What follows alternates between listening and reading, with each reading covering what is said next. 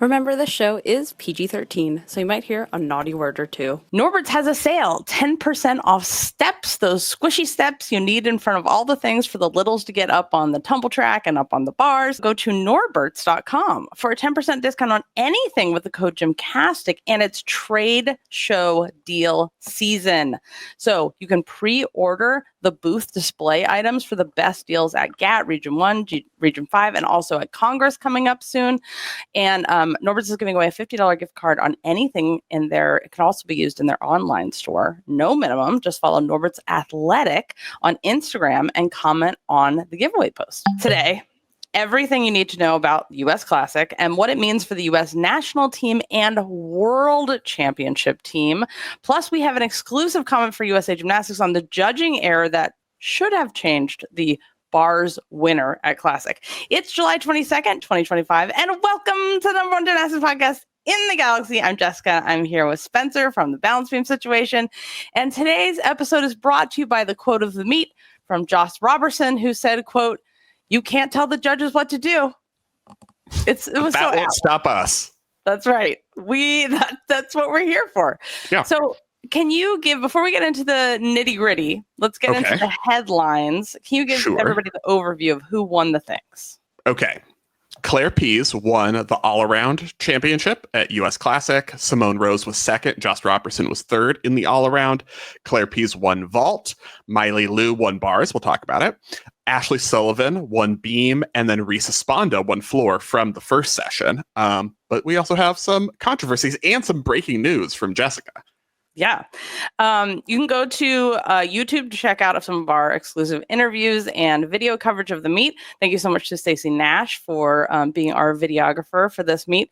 So the breaking news, USA Gymnastics President Myli Lew will retain her seat on the FIG Executive Committee. We were very worried about this. We were like, oh no, there's no one left. There's no Category 1 judges. There's no Americans on anything. So even when she steps down from being USAG president in the end of this year, she's going to stay on the FIG Executive Committee. I did make her promise that she will go on a vacation, like at least book a vacation at the end of this. So and refundable, like, okay, maybe you can't take it, but just book a vacation so you actually have some time off. But she's going to stay on the executive committee. Also, Stephanie Corpin, who's the person who's in charge of she's in charge of all the disciplines. She's basically the vice president of everything. She's also on the FIG committee for competition innovation. So there'll be two Americans on the FIG executive committee. So, but let's talk about the biggest controversy of the meet, which is like controversial judging wise, but not controversial results wise, unless you're Simone Rose. Unless you should have won. You think that the judging and the results are related, which is controversial. I think it's not controversial because it's just Classic and they're lucky it's just Classic and it doesn't really matter. But so basically what happened is Myli Lew won the bars title at US Classic with a 14.05. But she was given credit for repeated elements. So what she ended up doing was toe on full to Maloney, the toe on Chapash, to a pack salto, then to another Maloney, and then connected to a Ginger. Basically what she intends to do is that the first Maloney is supposed to be a Stalder Shapashnikova, and either she didn't do that because it was a mistake or she planned not to. Like, we had some other people like Josh Robertson intended to compete 2 double layouts on floor. That was the plan, just as a placeholder. So she may have also intended to do that because she was only doing bars here. But the repeated Maloney, the second one, was a repeated element. So it shouldn't have received credit the second time. It shouldn't have received connection bonus the second time. So her D score should have been quite a bit lower than it was to get her to a 14.5 and the bars title. So yeah, not great. Yep. So I reached out to USA Gymnastics because the correct scoring, Myli would have been below like 10th place in this. And even though she is the best bar worker of the group here, I would say, Simone Rose would have gotten second, and I would, of course, be very upset if I was supposed to win something and I didn't win it because of judging error. But I think not that we're competitive at all. Not at all. But I think the placement is still, she should be up there and be considered for, if Skye Blakely can't come back and do her bars, Myli is in for the bar specialist spot. Even though I know you need a 15 plus to beat any of the many world champions. And if your standard is you have to be able to beat Kalia Namor, the US would pull an Australia 2013 and wouldn't send anyone to Worlds. So that's not the standard you have to judge by.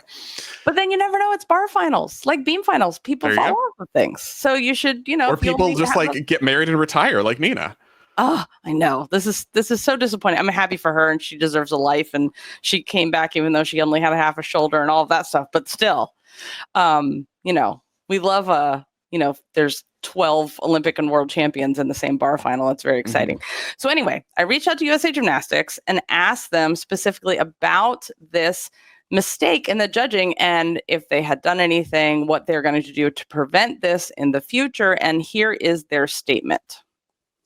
They said the mistake on Myli Lew's start value on bars was human error. USA Gymnastics has had conversations with the judges about the error, and it will be addressed and reviewed in the judges' meeting prior to the Xfinity US Championships. USA Gymnastics follows FIG judging rules and protocol at our events. Within those rules, inquiries may be filed only by the coach or representative of the athlete who is the subject of the inquiry, not by a third party. As with other sports, administrators do not have the authority to overturn field of play calls by officials, even those made in error. In addition to reviewing the error with judges, USA Gymnastics is exploring possibilities for quality assurance and minimizing possibilities for these types of errors in the long term. So I did ask them specifically if anyone had filed a grievance, because we love a grievance. If your athlete was supposed to win, that's one of the things that I would do, even though the interesting thing I think about this is that they said they follow the FIG protocols for judging, which is true, they do, but they don't follow the FIG protocols for other things like medical, dealing with a concussion. They have a more conservative, better for the athlete's health policy. So it's nice they follow FIG, but they don't have to. I know you're very solution oriented. One of Jessica's personality traits is don't present a problem unless you are also presenting a solution. So do you have solutions to present to me? Well, thank you so much for asking me, Spencer. Yes, I do. How to fix the judging. Well, basically, I want the old school scenario, like when, the judges wore their yellow jackets and they would just march down to the event and be like, You want that? I know, it's shocking, but that's what I want. So I reached out to about 6 coaches about what they would like to see in terms of changing the judging protocols to prevent these kind of mistakes. And this is what they said. Number 1, electronic judging and technology. I mean, the thing that Fujitsu can do right now is D-score. That's what it can do. So, and out of bounds. Like, we had an inquiry on the funniest out of bounds you've ever seen, you guys. There was an inquiry it was Dulcie Kaler's double back to punch front. And which she initiated out of bounds, so you don't get credit for the punch front. So far out of bounds. Yeah. But you're a good coach. You inquire on, you never know, what you're going to get. So always inquire. If Dulcie Kaler's current coaches learned anything from the Olympics, it's that you never know what's going to happen if you inquire. So better inquire everything. Yes, they were the coaches for Romania and Anna Barbosu. So that's one thing. The other thing is allow more judges to be brevet. So the women's and men's systems are different, and the elite committee controls who judges and who's even eligible to take the test. Not who's eligible, but who can take the test to be a brevet in the US. And there are people who are eligible who haven't been allowed to take the test. So there is a brevet judging shortage, but it is a brevet judging shortage on the women's side that is manufactured by USA Gymnastics. The men don't have this problem because they have 1 million, as Kensley has reminded us many times. They're like 75 brevet judges. The women don't have enough sometimes, and this is something that can be fixed. And if we have something like that fixed and there are more brevet judges in the US, then you could have more replay judges. So right now, the replay review judges, they just sit there and politely wait, even though they could be judging the whole time, until there's an inquiry. Then they look at the review. If there are more brevets, they could actively be judging the events with the video replay and intervene if there's a mistake. like what happened with bars. The other thing is you could have an apparatus supervisor like they do at the FIG meets who doesn't have to wait till things are out of range, till the judges are wildly, like one person has, a D score that's a point lower than someone else. They would intervene. They can, if they see what's going to be the final score is wrong, they can intervene before that happens and say, hey, you counted 2 Maloney's, that's an impossible D score. So this is what a lot of the coaches would like to see. And we have talked about these things before, especially with the Paris floor debacle. What I want to know from you, Spencer, is how can USA Gymnastics retain the higher ground when we're talking about their fight for Jordan's bronze with the Paris floor debacle, when this is happening domestically? Oh, I have a totally different kind of read on it, which is that I think they were showing consistency in terms of the result that is awarded on the medal stand is the final result, regardless of whether there's an error or not, which is what happened here, and it's what happened in Paris. So I even read the statement as like, as with other sports, this is part of the USAG statement, like, as with other sports, administrators do not have the authority to overturn field of play calls by officials, even those made an error, was kind of like maybe a subtle dig in 2024. I was like, probably not, but that's how I read it because I'm me. But yeah, so I read it as consistent with kind of what happened of like, if you're advocating for Jordan Childs to be the winner, you're advocating for Myli Lew to be the winner because they are the ones who got the medal when those medals were awarded. Yeah. I agree that could be a subtweet to the FIG. And it's what I would do, which is why I have never been asked to be in any kind of public relations position in my entire life, because can you imagine? Or you can also see how this is blatantly saying that they talked to the judges. We're not overturning it, but like, yes, this is a mistake and we need to change things. Right, because what are they going to do at this point? Yeah, you don't go back and be like, oh, actually. So you just say, oh, yeah, it was a mistake. So someone got in trouble, and what else are you going to do? I think the problem for this happens if something like this happens and then it changes who automatically gets on the world team or who automatically gets an invite to the world selection camp. That's a big problem. And luckily, they knew this happened. Chelsea was a brevet judge. Like, I think that they hopefully would fix an error. So like were the that. D judges. So were the brevet judges too. So you never know. But in category 1, Myli Lew was already qualified to nationals, already qualified on bars.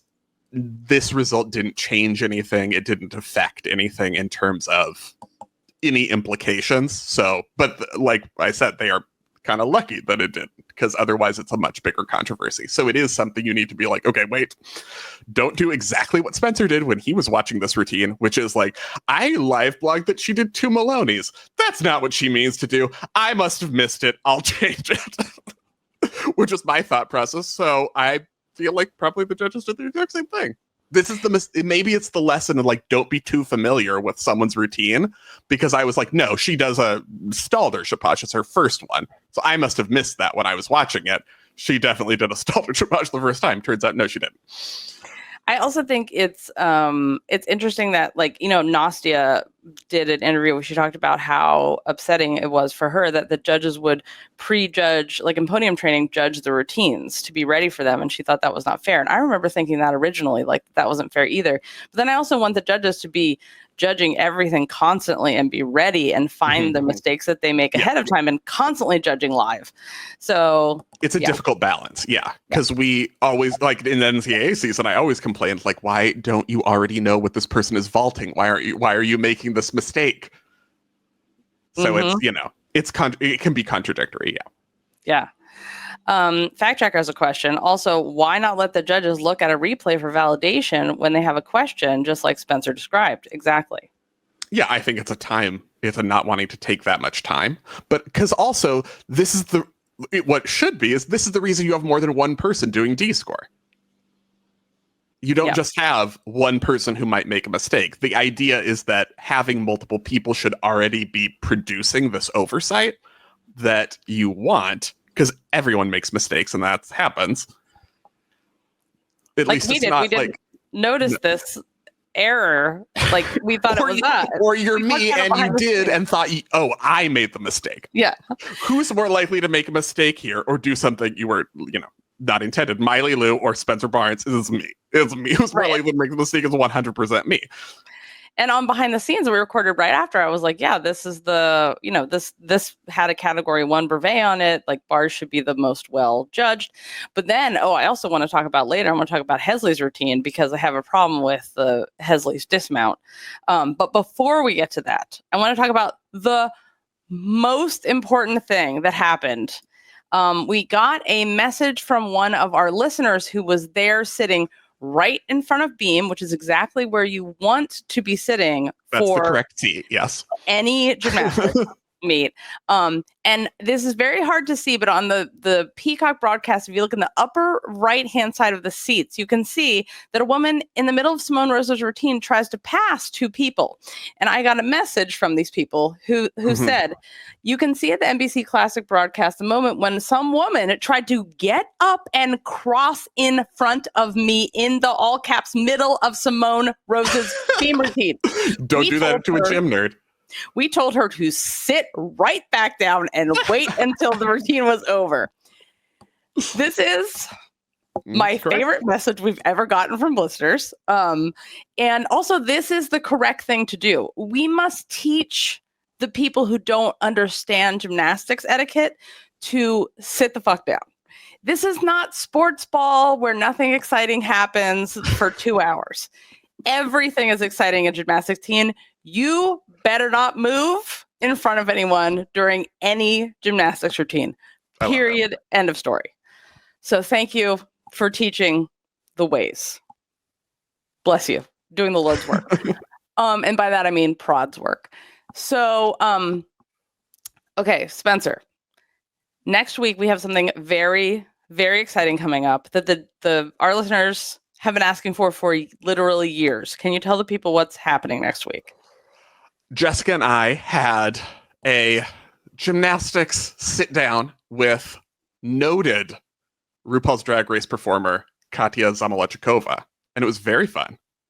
And we talked for way longer than we intended to because I had to ask important questions like, Sean or Nastia? Mm-hmm. What would you change about gymnastics? We had some controversies about like skills that people don't like and skills that other people don't like. And we maybe didn't necessarily agree. It was very good. Yeah, it was excellent. We had a very fun time. You do learn a little bit about Katya's actual gymnastics background, but mostly we just shoot the shit for 2 hours. We're just like, okay, so who was better? And it was so fun. So that's coming up next week. You can also buy a replay ticket for the live show. We had our live show here in Chicago with Chicago natives. Helen Hu and Olivia Karras joined me to co-host. And it was very fun. And Olivia and Helen may have recreated one of their acro beam routines from, did you know their coach had them do at the same time beam routines with full tumbling, including layouts on beam at the same time on the same beam? I did know that because I watched the live show. Yes. Mm-hmm. Yeah. I got to visit the gym and I had so much fun and I learned so many things. And we also found out something very interesting that happened at the 2024 NCAA Championships that has never been talked about before publicly. That was like, shocking. So that's discussed. And also the cliff diving story. How much did it make your palms sweat? Were you grossed out? I had to go make dinner during that story. It's probably for the best because it was like, I was like, oh my God. Never do gymnastics cliff diving, please, unless you are a trained diver. For many, many years. So you can get replay tickets at gymcastic.com. Thanks for everybody who came out to the live show. It was so great to see everybody and hang out. And the people that live show got some gifts that you can't get anywhere else. Can't buy them anywhere. Can't get them. Yep. They lucked out. The FOMO is very important to us. So we do give away things to the live people in person that you can't give. And we had great volunteers who helped, including our Vanna White, who is going to the Masters diving Masters diving competition soon. So good luck to our Vanna White who's doing that. And we'll be picking the winner of the online quiz, which Spencer would like everyone to know that Scott Bregman failed the online quiz. Scott Bregman, he's going to be very mad that you said that. Scott beat me even though I wrote the quiz. That was the information. I wrote the quiz and took it as a test, and then Scott still won, even though I wrote the questions. In my defense, I was reading it through for accuracy and making sure doing an actual test of the quiz and making sure everything worked. So the timing was not with the speed that I would have, it wasn't competition ready speed. Because it is a timed quiz, and you have to get the questions right. And Scott Bregman has said 17 times this weekend that we were talking to him at the same time and interrupting him, distracting him. So he obviously would have won and done it faster. So just caveat, everyone. Yes. And so there's a winner of that, and they will get a mini commission. So good luck to you. And another random ticket holder, we will have a gift for you as well. So the virtual ticket holders. And if you watch us on the YouTubes, it was funny because someone this weekend was like, wow, it's so weird. You have a body. And I was like, is that a compliment? Like, damn, you have a body. I was like, thank you. I know. But no, it's because they watch, I'm used to us being a podcast. I'm used to people knowing my voice, not my face. And so if you watch us on the tubes of you, please subscribe, because only like 50% of you subscribe. And if you subscribe, you won't miss anything, like all the exclusive videos we had for you, this interviews this weekend, like the video of Joss constantly calling Chris Brooks, like, hey Chris, can you move my mat? And Chris just talking to people, and it's going slower and slower and slower. And it was hilarious. So, and remember to set everything to automatically download, because it's summer, it's travel time, and you don't want to miss anything. Okay. Let us get into the nitty gritty of classic. Okay. We're starting with some reminders. Tiana is out, and she's coming back from an ankle thing at Pan Ams, so she will be at Championships. The 23 world team and the 24 Paris Olympic team are eligible to petition to camp. Scott Bregman reported in the Olympic Channel that Skye Blakely her petition to Championships has been granted, but any of them can just wait and petition to the camp in October, late September. So it might be an entire team of people who don't complete the championships. Be prepared for that eventually. Theoretically, you could. But I think the Skye Blakely petition to championships is the reminder, like, if you're trying to make your world's team based on classics, don't. Right. Because things are going to change.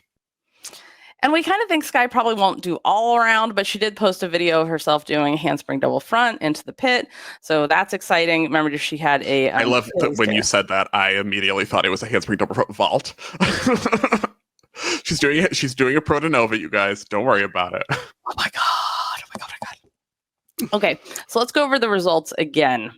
Yeah. Okay. So as mentioned, all around podium, Claire Pease, Simone Rose, Joss Robertson. Vault was Claire Pease, then Dulcie Kaler, then Ashlee Sullivan and Simone Rose. Bars, Myli Lew, then Simone Rose, then Claire Pease and Alicia Joe. Beam was Ashlee Sullivan, Harlow Buddendeck, and Claire Pease. Floor was Reese Esponda, Hesley Rivera, Gabrielle Hardy. Want to note, for Jessica purposes, but also all of our purposes, the E-score champions. Simone Rose won the E-score title, and then it was Alicia Joe, and then Claire Pease. Vault, Simone Rose and Ashlee Sullivan both got 9-2 execution scores for their Yurchenko 1.5s. Alicia Joe won bars execution, Claire Pease and Leanne Wong won beam execution, and Gabrielle Hardy won floor execution. Yep. And I am the only one I'm surprised about is oh no, she did. Okay, floor. You just said that. Hardy. Yeah. Yes. Very Gabrielle clean Hardy. routine, good form, and attention, very clear attention to the artistry checklist, which is something I thought not everyone had at this championship, which is nothing new, especially on beam. But very much when you watch that routine, it's like, oh yeah, they read the artistry checklist, and it's like, all right, doing that. So it's not surprising to me that she won the execution score on floor. And we did one of the things that stood out to me, well, we'll get to this, but I You can do I it do now. think I give you permission to signpost and then invert the outline. It's okay. I'm I'm really happy for Claire Pease because last year she looked very much like she strikes me as a very like type A personality person who even if you tell them 100 times the things they have done well, they will only remember the one negative thing forever because that is the a personality of a gymnast lot. type A? Yeah. What? Yeah, no one has ever heard of this. It's brand new information that I just thought of myself. Yeah. So she was like more loose kind of and less like this at this meet, and that was really nice to see. Also, I was happy for Simone Rose because I think sometimes she gets sort of overshadowed by Jayla Hang, and Jayla Hang is her teammate and very good friend. And Jayla Hang has been the one that's kind of like her and like Nola have gone to like every meet with Simone around the world for the last like quad, and Jayla Hang is the one who has the highest U.S. She is the U.S. gymnast with the highest all-around score so far this year. Yeah. Including this competition here at Classic. She didn't do all around, which I think was really smart to give herself a little rest before championships. Doesn't need to. She's qualified to everything. So I'm glad I was that she actually didn't. kind of surprised at how many people did do the all around who were already qualified to championships here. Because usually, especially year after first year of the quad US Classic, like I was looking at past results of first year of the quad US Classic. So last quad didn't really count because 2021 was an Olympic year and also kind of the first year of the new quad. And it was weird. But like 2017, when Shenikova won the all around at Classic, there were so many top gymnasts who no one did the all around. Like Reagan Smith did 2 events, Morgan Hurd did 2 events, Riley did 3, Ashton Locklear did 1 event, like Jade did 3 events. Like no one did the all around, and a lot of the top, not a lot, but more of the top competitors did the all around here. And we talked about people not doing their full routines or knowing that they're not there. Like Joss Robertson, she did 2 layouts knowing that she's not going to get credit. And she said, yeah, like later it'll be a full in. But for now, like it's just a placeholder for conditioning, which is wild that her double layout. A double lay is a placeholder. In. Yeah. That's Joss for you. You're like, do a timer. And she's like, a timer. So like a double lay. So like an easy timer, like a double lay. Yeah. You want me to do a Moore's timer? That's too easy. I don't know how to do it. Yeah. So yeah, things will change. You can't tell a lot from this, but we can tell some promise, I guess. And so let's talk about mind changers at US Classic. Yeah. Specifically based on routines, impressions, midnight conversations I might have had in the hotel bar. Tell us yeah. So before US Classic, I thought blank, but now I think blank. I like it. Okay. Before US Classic, I thought that the newest generation of young elites were not going to be competitive with last quad's world's team, and those athletes would just be able to walk onto whatever team they wanted over the next couple of years. But now I think they can't necessarily do that. Like the kids are all right was my main takeaway. That your Claire Pease, your Simone Rose, even though yes, she was a senior last quad, but she's still in that newer, the newer group are gonna make it harder. And I thought that Claire Pease and Simone Rose in particular had very strong competitions. They're not the highest all-around scores in the world, but they were very composed, well executed, technically proficient, competitive elite routines. I also thought there were some real highlights in the first senior session. I was kind of down on that group after watching American Classic when everyone fell and got like a 9.35 on everything. It was really fun. I think maybe my highlight of the whole competition was watching that first session, and there were some real highlight skills and some real highlight gymnasts. And it was just maybe it was also just getting to watch the, USAG feed with no commentary is just like a smoother viewing experience if you're a super gym nerd. But that was... I thought that was really fun. I saw some gymnasts who weren't on my radar who I really enjoyed, like Avery Mall, who didn't end up getting the qualifying score to nationals. But I'm very excited about your NCAA career, if nothing else, because that was just really confident, clean, aesthetically pleasant gymnastics to watch. So there were a lot of people who stood out in that first session as well that I wasn't necessarily expecting. I thought, before I kind of had the same thought as you. I was like, oh no, the depth isn't there. There aren't going to be the gymnasts that can like put it together. And I feel, like you said, like this was a really fun meet to watch. And like part of it was, I think, the going back and forth about not knowing who was going to win. Cause like, how long has it been since that happened? Anytime someone wasn't there. Right. 2011, 2012 was the last time that happened. So that was really fun. The biggest thing for me, I think I took away was like, I feel like this is the confident generation. It is so different interviewing, I would say 85% of the seniors are, going back to Jayla Hang after she won at Pan Ams saying, I deserve this confidently. Simone Rose at this meet saying several times, I'm showing up for myself. That is my goal. I show up for myself.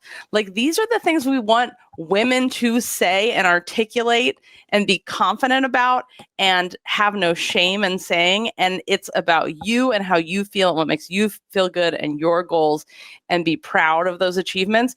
And hearing those things said out loud, let alone in an interview, is so refreshing, and it makes me so happy. And I think this was reflected in another way, which was a hilarious story that I heard in the bar afterwards, is one of the judges was like, did you see what Nola Mathis did before her routine? And I was like, no, what happened? And she said, yeah, Nola got up before she saluted, like, waiting for the flag to go up from the judges, and just said like, oh, hi, judge, just like, oh, there you are. I know you. Hi. Yeah. Just a casual hello. Like we are equals. We are all masters of this sport, and no one is above each other. And we can confidently chat with the people we know. We don't have to make it more scary and frightening and put more pressure than there already is. Like, let's just be ourselves and have a good time. And that includes like, saying hi to people. So I love that. Especially I love that for Nola, because remember the days when I would ask to interview Nola and she would literally try to hide under the table during literally try to squish herself under the table. And now she's just like, can give an interview. She's like, she's the cheering champion of everyone, and just like casually says hi to the judges. So I love that. So your conclusion is the women of Gen Z will lead us all? Yes. Or are they not even are they post Gen Z? Are they another one? I don't know. I don't know what the generations are, but is Gen Alpha going into college now? Who can say? Oh, yeah. I also, my conclusion before, I was like, oh, bars. Oh boy. We don't have Skye Blakely. We don't have Shilese. Who was here coaching? What? Who was here coaching though? Shilese was here coaching. Was. So we do have Shilese. It was so sweet. She was here coaching, and she was also got to give the little Hopes their awards, or the juniors, which I love that she was honored that way and got to give them awards. I also love that I asked her, I was like, you should be a judge. And she was like, no. I have too many feelings about bars and about judging in general. I can't. But how kind of amazing is it that she went from being in these competitions and being a front runner for the Olympic team last year to coaching gymnasts at this very next year. I think that's really cool. Yeah. So is that a signal to us that she's not going for this year as an elite athlete? I would say if you're here coaching. I would say this is barring some miraculous. It's just I think her recovery is just going slower than expected, but I think that might be good too. It's like, she went for 2 quads going to Olympic trials without a break, despite, tragedy in her family, losing her dad, moving across the country, changing gyms, having these injuries. So I think maybe it'd be really good for her to have, 2 years off and then do the Simone system and just come back the year before the Olympics and then be really healthy and ready. So, but I don't know. You never know. It's Shilese, so she might just be like, "Are you kidding me with these bars? Hold on, I'll go." But in general, I felt like, okay, bars is not a problem. I'm not worried about bars. Seeing this meet, I am confident the bars scores will be there for the US. And it's not that they're not perfect right now. Also, we don't want them to be perfect and be ready at Classic, but like the fundamentals, the skills, the foundation is there to have big bars. Mm-hmm. Yeah. Okay, I have another one that I think is going to shock you. Before US Classic, I thought no one should be allowed to do a switch half on beam in the United States, but now I think some people are allowed. We had some ones that I'm okay with. Not everyone. Lavi Crane, Yeah. good. Harlow Junior champ. Budenbeck, really like her leap and her leap potential on beam. Alicia Joes is very good. We saw I'm softening on the U.S. gymnast should not be doing switch halves on beam. It's a select, as with every skill, a select skill set of those who can do it should have it in their routine. Alicia Joe too. It's so interesting. I had a conversation with some people and they were like, okay, how does she say her name? How do we say this last name in Chinese? And then how do you say, and our Chinese, like our, attempt, and then Americans, how to individual. Close enough. Yeah. Like everyone with a German last name, I want to say it, that way. But then I'm like, English okay. speaker close enough. I said American close enough, which is not. Yeah. Correct. So yeah, we defer to the gymnast if this comes up. Also, I love that she wore a very unusual leotard that is it's like a 2-piece Leo, but it was like very demure and you could barely see that it was it's one piece of fabric, but it has like a midriff that is bare and it is a sheer fabric, but it looked so classy and beautiful under the lights. Also, her artistry continues to make me so happy. It's so beautiful all the time. Also, I talked to her about how her coaches used to use, I think on behind the scenes, I said an Oculus, but they used to use the Apple eyeglasses. What are they called? Apple things you strap to your face. Your area. Apple Vision Pro. Okay. They used the Apple Vision Pro to coach her, and I asked her about that because I was so unusual. I'd never seen that before. And she was like, oh, yeah, they did that once. And I was like, did it help at all? And she was like, no, not really. They kind of tried it, and it didn't really make a difference. But she also tried it and said it was very weird, but it was almost like doing the routine. So anyway, I like to see when anyone's trying new technology because I'm like, you guys, it's 2025, and the judges are still looking down to write things on a piece of paper. Yeah, that's where we are in gymnastics. Also, Harlow can do any leap, anywhere, anytime, because she is perfect. Harlow, number 2 execution, number 2 beam, number 2 on beam. Yeah, as she should be, because she is so expressive. Everything she does is like. She understands the assignment of this is entertainment and it's dance and it's a performance. It's not just gymnastics. Freak out. Let everyone know you're freaking out. Then do your series on beam. Like, it's just so flowy. She has been, since the first time I saw her gymnastics, I was like, Harlow, everything is so beautiful. I mean, she's not Chinese beam level, but close. She's in the conversation. So yeah, if you get a chance to watch Harlow, if you haven't watched her yet, watch her because you will be very happy. Okay, speaking of artistry, I mean, look at her back leg pointed toe. We are looking at some images right now. Fact Checker did his beautiful photography as usual, and there are some pictures up on social, but all the pictures up on our website at gymcastic.com.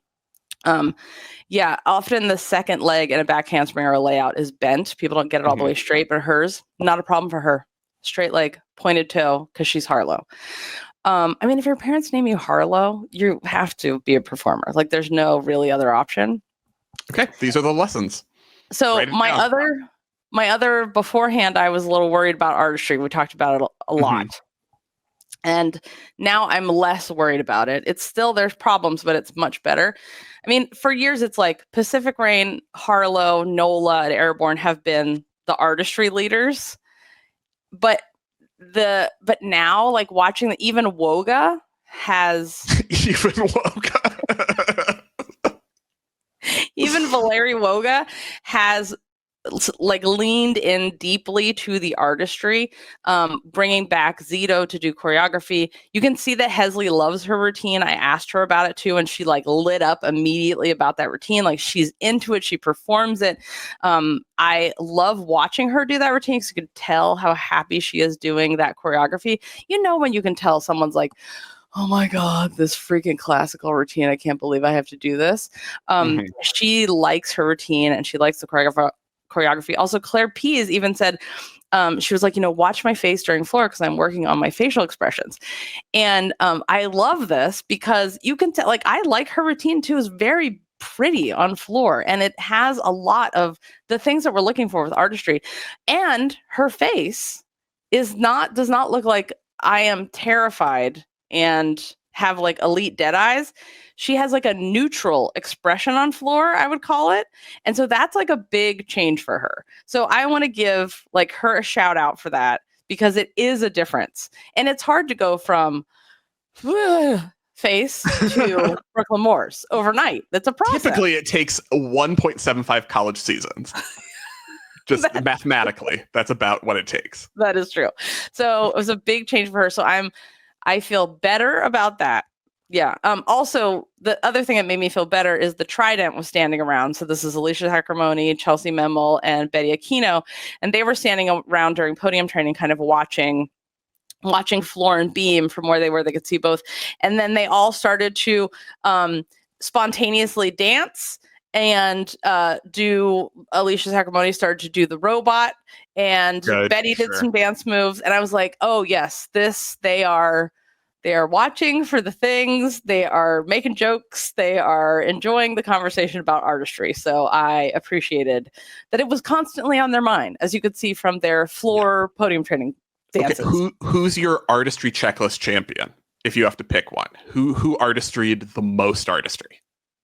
Okay, so normally I would say Nola, and it's still Nola, but Nola was clearly was like tired and was like, I was supposed to go to college, and then you guys were like, well, stick around. Oh, can you go to selection camp? Like, okay, fine. Fine. I will wait a little bit longer to be adored by the UCLA crowd and have them all throw paper in the air when I do my floor routine. I guess I'll delay a little bit. For me, it's Harlow. What about for you? The checklist wise, I feel like she did everything. Footwork. Checklist wise, I think the winner is Kim Zameskel on the sidelines, watching her gymnasts do routines. She is, I mean, this is not new, but like she had a junior here, Caroline Moreau, who won floor in the juniors, and watching Kim, she's doing like body posture and facial expression for everything all the time. And I feel like, oh, she is doing the artistry checklist in every moment on the sidelines. Yeah. 100%. Okay, I have one more. Before US Classic, I thought everything NBC did was terrible. But now I think the score update graphic in the upper left is an improvement, as particularly because there was less showing people waiting for their scores after their routines, which we have been complaining about for decades. And they had the like, okay, we're going to give you this person you saw before score in the upper left that we're waiting on, but we're already on to the next gymnast, and that's better.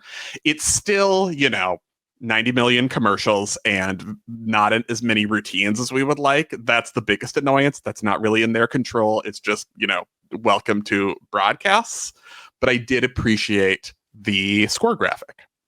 Yep. That was a huge, huge improvement. And I also like just I'm watching the meet, but I also have 2 different broadcasts up so I can have a triple replay if I need to, the one in my mind and then the 2 on the screen. And I thought they did a really good job of keeping the pace exciting about who's going to win and going back and showing routines if they didn't think this person was in the running, and then they went back and showed them. And I thought that was exciting, and I really like that. I still think it's difficult to maintain the pace, and one of my issues is that it feels stilted, but I think it's so much about breaks, commercials, framing, narrativing, instead of routines. But I get that some of that is not under their control because it's commercials, but also there's still, too much like narrativing. Here's the narrative versus here's what's happening in the competition. Like, who's going to make the Olympic team? Like, nobody's thinking, you can't right now. Yeah. Except for us, and I will be asking you who is making the Olympic team in 1 second. In 4.5 seconds, I will be asking you who is making the Olympic team. Oh, I did get information on the trio's outfits. So I was talking about how I enjoyed the juxtaposition of like Roethlisberger and of Lori Hernandez looking like she was ready to accept an award in New York City at a nighttime outdoor gala, and then Peshek being dressed like the Prime Minister of the Philippines. Yeah. Yes, and basically what happened was Lori and Peshek showed up with the same outfit. Whoa! Yeah, a backless vest, which I also love. So, but maybe just Lori's was backless and Sam's had a back. Okay. Now who got to wear it? Well, that's the thing. So Sam kindly deferred to Lori to wear hers. And then I feel like Lori should really show the backless part next time because muscles, and you've earned them. And also, we just need Roethlisberger to also wear a backless vest. A backless vest. This is what we expect. Roethlisberger, right. Let's pick it up in the fashion department. Come on, you could do this. Okay, I think they should have just both worn the same outfit and then did a Lucy and Ethel where they tear it off in spite tear it off each other during the broadcast. Okay. Yeah. I want more fighting. This is what I'm saying. Fighting over what the proper 3 things are for a beam routine. Is it watch if the ankles are shaky, or is it arms, and go back? Or is where you're looking, can't be looking at the ground. That's interesting. At least we try. If there's anyone I trust to be like hyper particular about how to hit beam, it is Sam Peshek. So at least she's speaking from a place of authority. That is true. She like almost invented anger beam. Like obviously the Soviets invented anger beam, but in a U.S. context, Peshek invented anger beam. Also, did you notice how often Claire Pease looks off the beam? No, but maybe that's better you can see that clearer from the side. It's fascinating. It is very rare to look up off the beam. It's normally like look at the end of the beam is your spot. But she does it, and it's like, oh, it works for her. So yeah. Let's discuss the new code. And also Claire P is one of the few people that got to 180, got credit for 180 and their splits on beam. But new code, do you feel like people were keeping up with the changes? Because I know I'm behind the scenes. I talked about how I was like, 2 people did the click your heels precision rule on Tkachev's. That's what I'm calling it now. Which is also not new for this year, but it's newish. Yeah. It's newish. And I feel like, well, the first year they're like, yeah, this is here. In the second year, I expect to see it, or the second quad. But what is that? Who clicked their heels together with the ruby slippers? What's her name? Dorothy Wizard of Oz. It's the Dorothy Tkachev rule. If you're straddling, you better click them. And then you can straddle again. And then you're allowed to straddle again. We did see some responsiveness, I think, to changes in the code. The double layout full on bars has been upgraded. We saw a few of them: Simone Rose, Joss Robertson, Ashlee Sullivan. So we saw a few more of those. I think mostly there is the awareness of the floor combinations. Like, I'm already sick of back 2.5 to front lay. Just already, I'm done with it. A lot of people are doing their quotes whip back full into a double tuck for their 2/10. That is a common choice. So I think there is some awareness. Obviously, you're not going to immediately change everything in your routine to do all the new code things because it has to suit the athlete and has to be the right choice for them and their strengths and weaknesses. But typically, the US is really slow about adapting to changes in the code, and it takes a world championships where they're like, oh wait, everyone's doing this now, should we read the code? So it's better in that regard. I think this year I think it will develop, and we'll see. You have to wait to see, like, okay, so like watch the Japanese team on beam and then see like, okay, wait, what are we supposed to do? Whatever the Japanese team is doing, okay, we'll do that. Also, just a reminder, we went over this. If you guys haven't had time to listen to the code episodes, we went over how this ridiculous rule of now, if you do a full connected, it's considered a whip, which is all wrong in every sense of the whip.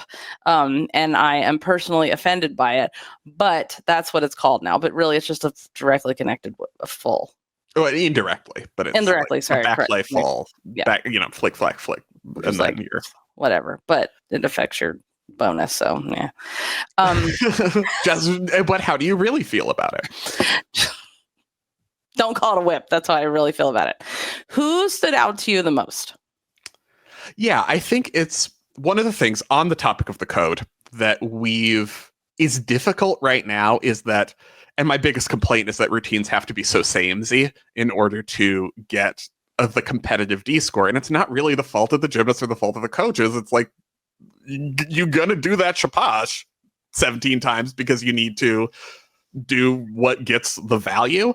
But I think it's really hard for athletes. It's increasingly hard for athletes to stand out because you watch bars and you're like, I forget who was doing which Maloney because everyone has to do who's doing which Van Leeuwen. I think there were 2 people in the second senior session who didn't have a Van Leeuwen on bars.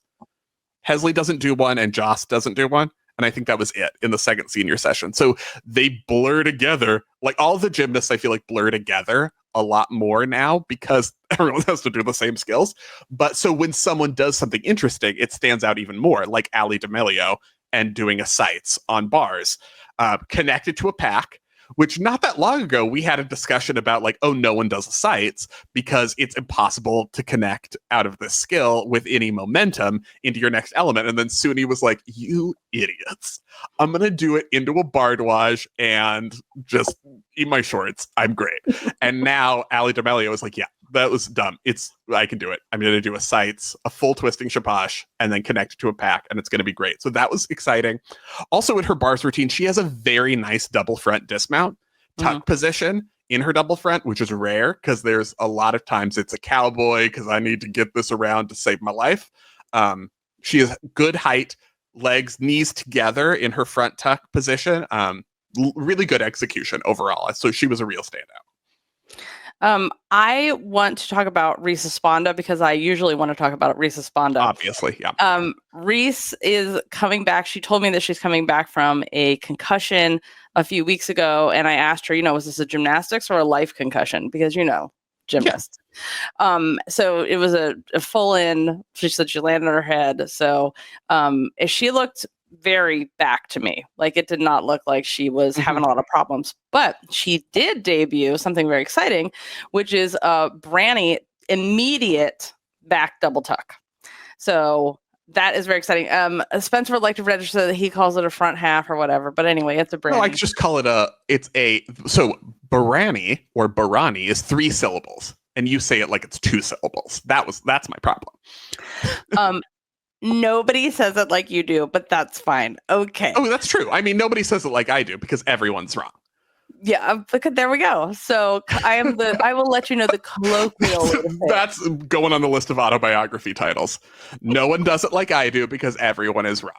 That's a solid one. I think that's good. This is really fun because just a straight up run, punch, half, double back is something we do not often see. And I talked to her coaches about it, and they said that she can upgrade the front of that and the back after the double back. So she could make that a 3 pass for extra bonus. What's the upgrade of the front? Is the front half becoming different, or is it like I'm doing something through to front half double tuck front punch front? The front flip would be an upgrade. Okay. So can you imagine if it was like a Rudy punch double back? Punch Rudy double back punch front. That's nuts. Do it. Come on. As long as you've never had Achilles pain in your entire life, do that. But if it's ever even been a twinge, please don't. But I'm really excited that Reese Esponda won floor here. Again, Joss has not done all of her upgrades. Leanne Wong will have more upgrades.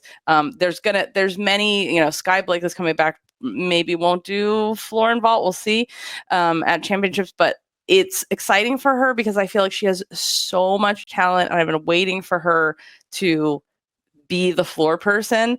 And, you know, Kalia Lincoln's not coming back. So for this year anyway, until I need to have a strong conversation with her about how she needs to come back. What am I going to do with my life if she doesn't? I need some emotional support right now. And you need an emotional support Kalia Lincoln floor routine.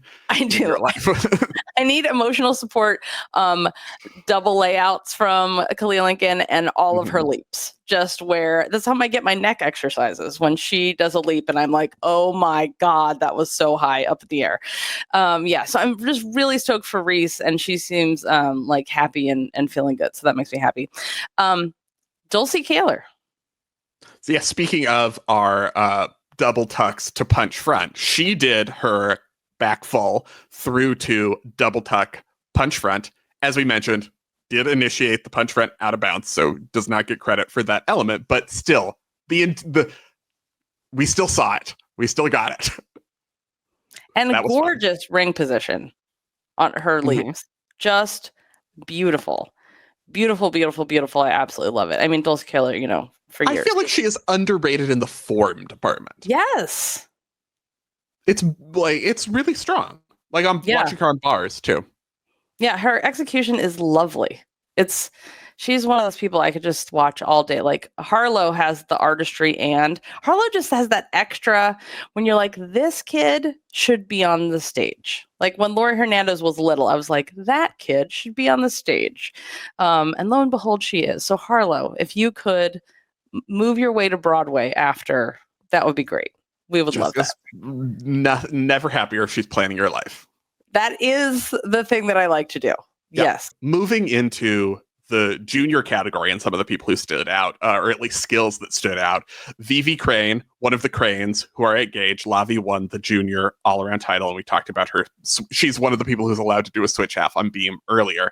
Vivi won the double scorpion turn on floor off this time. Excellent. It's rare that you would be at a US Classic the year after an Olympics especially and say, I've just seen a skill that's the best it's ever been done in women's artistic gymnastics. Hers is the best one. I mean, not many people have done the double scorpion turn on floor.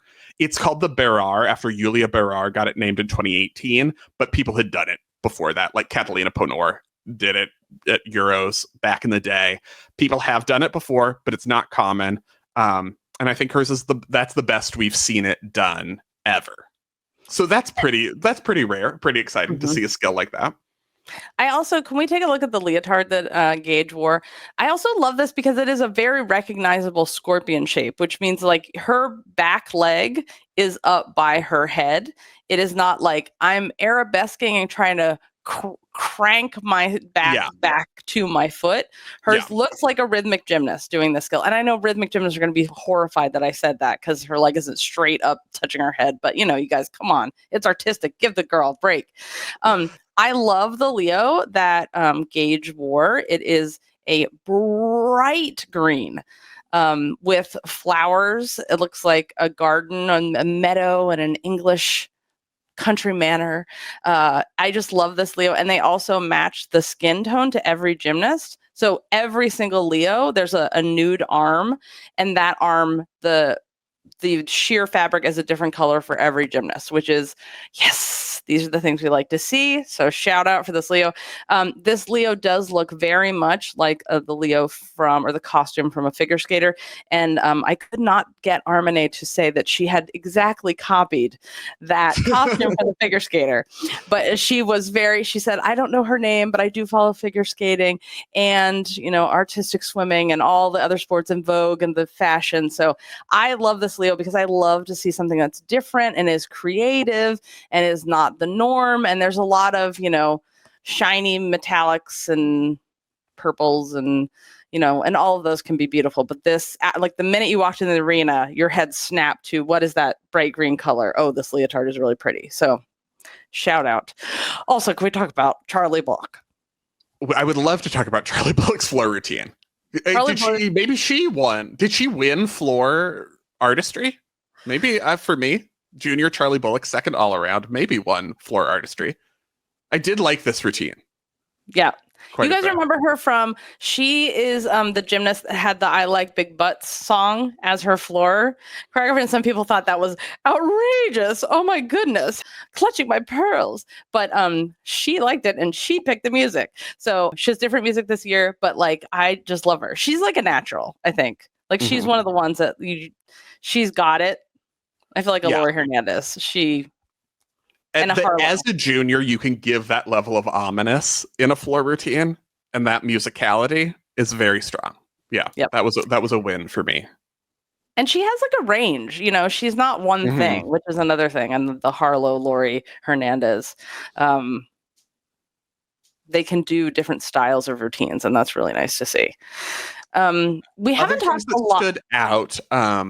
I did want to say, so we talked a lot on, I didn't want to repeat things that we talked about too much, things that we talked about immediately in our reaction, but we did talk at length about Ashlee Sullivan's Arabian on Beam and how solid it was. But definitely something that stood out from the crowd because, as we talked about in our code episode, not that many people do Arabians anymore, and I love them, and hers was very good. Chest up, super solid.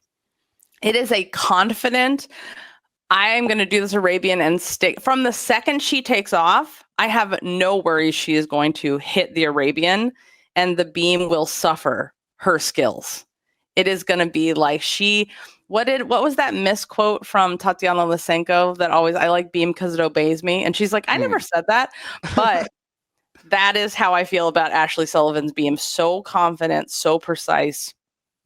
I love, love, love seeing it. Also has a double-double on floor. She's another one that's definitely like, she's someone in my conversation for, you know, being somebody that is on the bubble for a world team. For sure. Even though it's early and all of that stuff. We didn't talk a lot about Joss Robertson. Right. Good. I mean, a very good, I'm back to elite from my college season showing, hitting 4 events, didn't do, all of her attended difficulty. So I think, she'll look to increase her all around total, but already 3rd all around and a 53 all around score. So I think secure beam, very solid performance. The question will be, is she able to get the E score high enough to have the scores that will get her on a world's team? Because she had the highest cumulative D score here already, and she's going to add more on floor, at least. So will have a high D score. Is the E score going to get her there? Particularly because I do think she needs to probably be winning floor to make the world's team. Yeah, she does. So what's going to give you those tenths to get a 14? And is it all difficulty, or do there need to be execution adjustments, which is always the give and take for her in particular. But so that's one of the keys I'll be watching at nationals, and we'll preview nationals in a couple weeks. But is she what needs to happen to get her into a 14 on floor? Because she needs to get a 14. Yeah, I mean, that's the thing. This is always the thing. I'm just like, do not do your one required 180-degree split, and then don't do any more. Don't try, don't attempt, do all. She has a pike jump on beam, which is beautiful, and she is like smash her face, which is pancake that pike position. Pancake, your nose should feel broken after you have done a correct pike jump or wolf jump, either way. She has a straddle jump on beam. Use everything that is not, should she even attempt like one of those old double tuck jumps? Go do it. Or if she can leap the hell out of that routine. Yes. Or even if it's the 2004 Olympics. 2000? When was the cat leap really in? Talk to Tabitha Yim. Be like, Tabitha, how did you get credit for all these? What are the tips? Also, if she can maintain her leg way above horizontal, do that hop full. That downgraded though. Crap. Oh yeah, we didn't talk about that in our code. Oh, that's discussion. Big. So they changed the specification, so it doesn't have to be above horizontal anymore. It just has to be horizontal, and they downgraded it to B. So they were like, we don't want to see this ever again anymore. Could she do, which is kind of, I understand, because what if she did, a double switch straddle. Wait, So what? switch, straddle, bloop twice before you land. Oh, so a switch side with switch how much side. more after a switch side? 1.5 after the switch side? 2 bloops, yes. 2 So turns? it's a double turn. I don't want to see anyone do that. I do. I think that would be really cool. Everyone, okay. Have fun with your Go jeans and your turn and switch rings and all of your wrenched around twists after your dance elements. You and Donatella go have fun. But I do want to say, we're talking about like what things to change. Very impressed that she got her mores out there and landed it very solidly. She tucks she tucks at the end, the double lay, but very comfortable, solid completion that, coming out here after a college season and it's just classic and she's already pre-qualified to nationals. So just coming and whipping that out is very impressive. Yep. And it's very solid beam, like very confident. Yep. Which was always, when she was like 11 and we were like, oh, she has all the difficulty in the world, but couldn't stay on beam. And now it's like, especially after college, she's like, I can stay on beam, you idiots. Especially impressive. You know how Joss talks, how she calls everyone idiots, which is the most un-Joss thing in the entire world. Yeah, she's not polite and lovely about everyone when we interview her. But I mean, especially impressive since she has to listen to, Chris Brooks' Pandora, and he won't even upgrade, so it has the ads in it. So, I mean, Pandora, you need to be sponsoring Joss or Chris or the Arkansas team because, get them the upgrade. My God. Yeah. Really? And we mentioned Ashlee a little bit, who had a good floor routine, fell on bars, fall on beam, but it's kind of like she's already established that that's her deal at Classic from last year. So she's like, this doesn't count. So, I don't think that has changed her competitiveness this year, really, in my estimation, because we learned that last year that it doesn't matter and it doesn't change. So, show up to nationals and hit those routines, she's going to have a very high all-around score and will be right there, I would imagine. You said before you wanted to say something about her bars dismount, and then we skipped over it and went somewhere else. Yeah, I mean, her execution is beautiful everywhere. And her bars are just not there, I think, conditioning-wise, which nobody should be at 100% here. You want to peak at World Championships, not... Was it conditioning, or did she just ping? Well, this is the thing. On the dismount. I thought, okay, yeah. She both, because her bars, she had some trouble during the training for bars. Okay. And then when she did her actual competition routine, it was also a little bit scary because there was a whole rotation of warm up where every single person fell. And then we had, was it Addie Fulcher who pulled out because she, for a concussion. Izzy withdrew. Izzy Stasi pulled out because she whacked her head so hard on the mat and very wisely. I mean, she got up and did a dismount, but then she pulled out of the routine of the meet for a concussion precaution, which I was like, yes, it's classic. And also your brain, you need it for your whole life. It's not like an ankle where you can just, get a new one when you're 50. But there was like one of those like, oh my God, is it catching if there's something wrong with the bar? Cause like everyone crashed. But Ashlee, during her bar routine, she had 2 mistakes, which caused her to have to do more in her routine. So her routine was very long. We were like, I have trained myself not to grab onto people, Spencer, just have for you. But had I would have grabbed onto Scott Bregman's leg because we were like, oh my God, her dismount, it's very scary. And then I think she did ping, which is you either are so tired, you lose your grip early, you don't get your full tap and rise, or you might slip. Either way, this can be caused by tiredness. And I feel like she was so tired going for her dismount. So she landed shoulder, knees, and feet at the same time. And by feet, I mean the tip toes, because she was mostly face when she landed. And I feel like the point of not giving credit for a dismount when you don't know if the feet landed first is because it's extremely dangerous, and you would rather just have someone do a layout or jump off the bar than do something they don't get credit for. But she did get credit for her dismount, and I feel like she shouldn't have gotten credit. And that's not a knock on Ashlee. That's me wanting her the technical rules. Yes. It's an application of the rules. Yeah. So I think it shouldn't have gotten credit. Mm. What do you think? I would want to watch it again. Okay. It was a all at once horizontal. Yeah.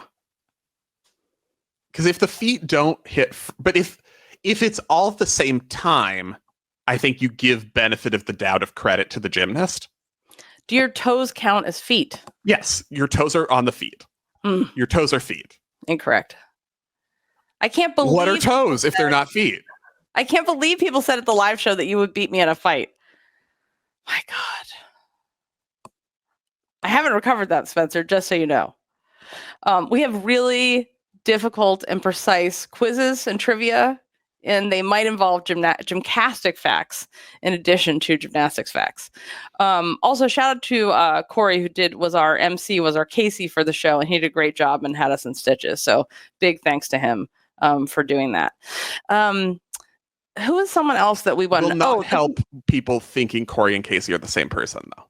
Yeah, no, they're very different. Continue.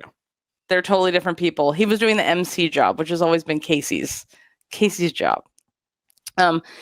Okay, we mentioned in the preview the KJ Kindler quote about, and I'm applying it to the U.S. vault, but this is KJ Kindler after they did not win NCAA championships, and she said, quote, "We have lived in the luxury of success for over a decade, and I apply this now to the U.S. vault situation, knowing that Andrade exists in the world." Yeah. How do you feel about the vault situation and that Claire Pease won vault? She was the only person that did 2 vaults successfully. Oh, I didn't even know she did 2 vaults. You gotta work on this information about the 2 vaults. We need a live scoring system that can actually handle the concept of doing 2 vaults and inquiries and so many other things. But yeah, she did do 2 vaults. Okay. The U.S. vault situation is pretty normal, and I don't think it's a big problem.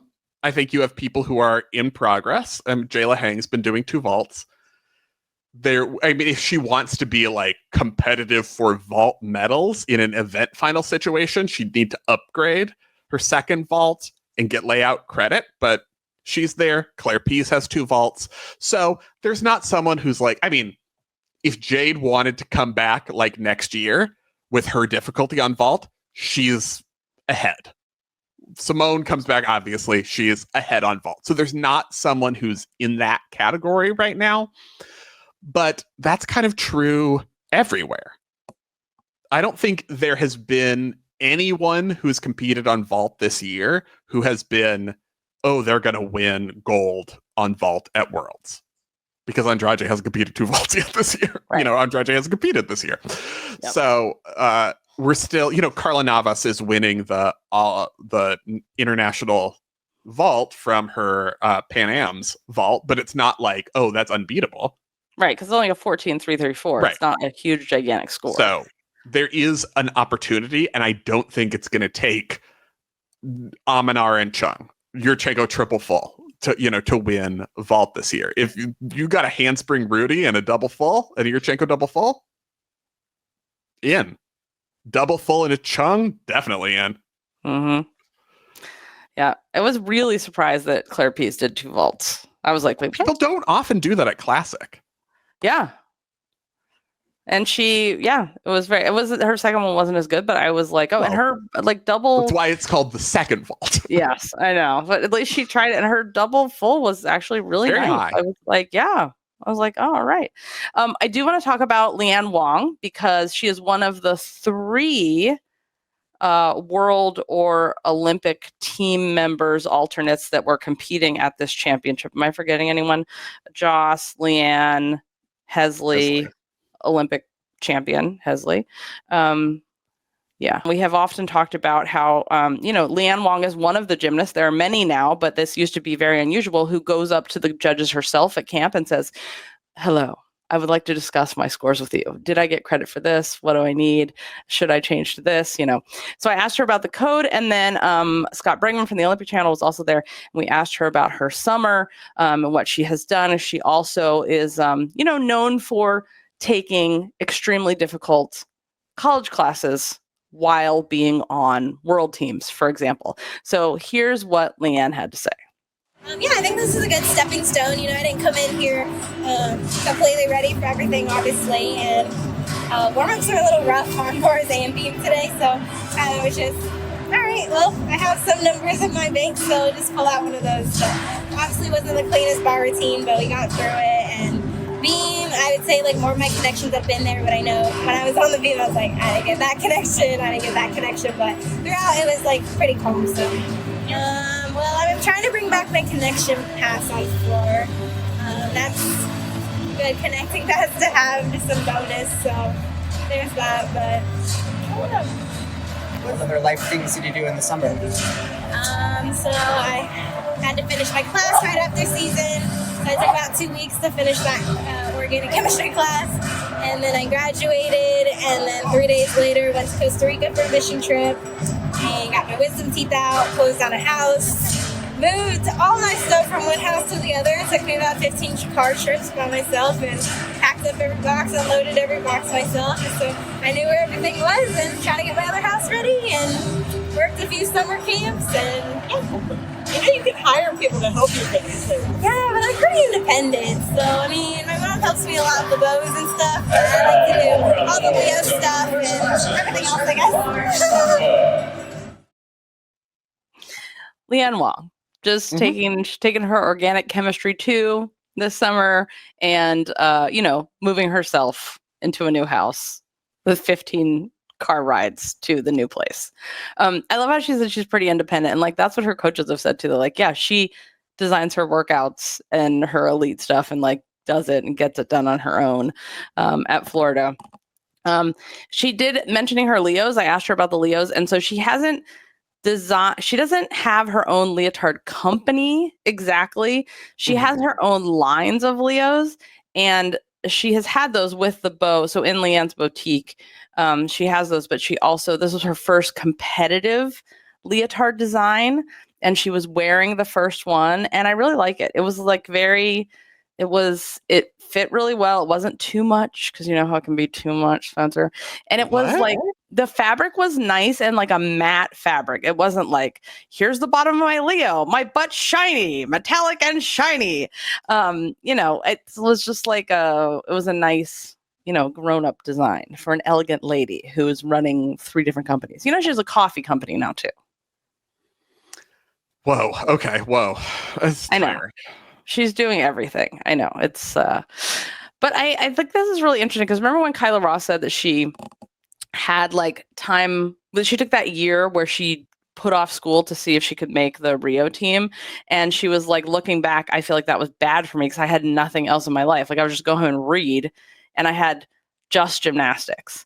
And so I think this is it's stupid reading, learning things, expanding my world, blah.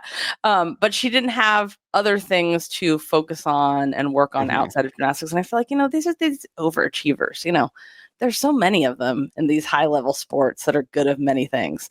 And it should obviously be called Leanne's Lattes. So fact checker would like to, fix that for you. I can't remember what it's called. Leanne's Foam Teak. No, that's bad. No, that sounds like designer trouble. What else? Is there anything else that we have missed? We can cover it on the behind the scenes of this week if there's anything else that we missed. And you guys can, of course, write into us at gymcastic@gmail.com. Tell us all of your thoughts. If there's any other big code mistakes, I know there were other problems in Myli's routine that also were missed, but the big thing is like the giant D score. But if there's anything else you want us to talk about, any questions you have, you can write in for behind the scenes, which is always noon Pacific or 7 GMT. Is that right? 7. On Fridays. And next week we have coming up is our interview, our coffee clutch about gymnastics with legendary drag queen Katya Zamolodchikova, drag race winner as well. We have the live show is available for replay purchase. You can check it out. Doesn't matter if you weren't there, you can still watch it.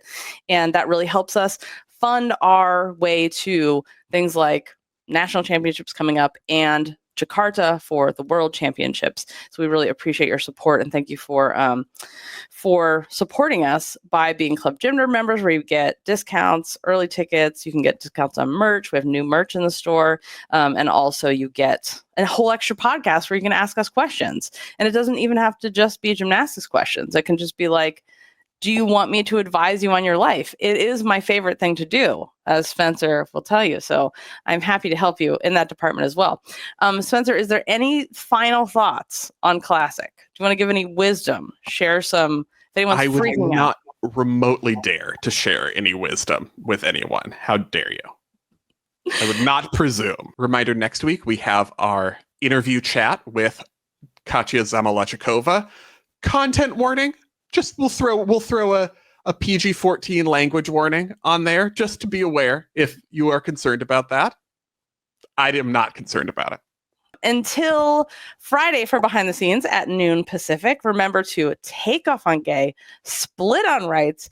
Thank you so much for all of your support, for listening. Thank you to our Club Gym Nerds members for sending us here, and we'll see you at noon Pacific for Behind the Scenes. Thanks for listening.